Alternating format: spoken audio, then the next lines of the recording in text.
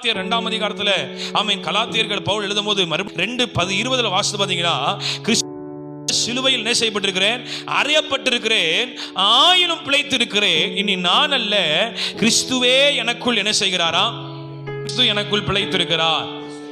வேற எந்த ஆவியும் நமக்குள் இல்ல. என்ன ஆவி கொடுக்கப்பட்டிருக்கிறது? தேவ ஆவி. அல்லேலூயா. தேவ ஆவி நமக்குள்ளாய் வாசம் பண்ணும் போது அந்த மாம்ச கிரியைகள், அதாவது நான் மறுபடியும் சொல்றேன்னா, மாம்ச வைராக்கியங்கள் நமக்குள்ளே வராது, நமக்குள்ள தேவ வைராக்கியம் வரும். அல்லேலூயா. எத்தனை பேர் இதை ஏற்றுக்கொள்கிறீங்க? ஆமென். ஆவிக்குரிய வைராக்கியம் தெய்வீக தன்மை உள்ளதா இருக்கும். எப்படி உள்ளதா இருக்குமா? தெய்வீக தன்மையுடையதாய்.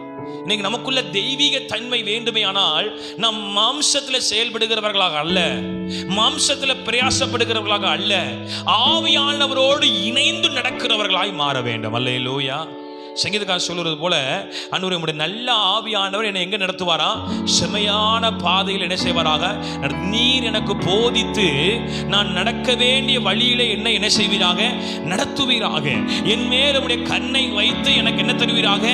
ஆலோசனை தருவீராக. இப்படிப்பட்ட ஒரு ஜெபத்தை நாம் ஒவ்வொரு நாளும் ஏறெடுக்க வேண்டியது மிக அவசியமா இருக்கிறது. அல்லேலூயா. ஆகவே தேவ வைராக்கியம் தேவ பிள்ளைகளுக்கு மிக அவசியம்.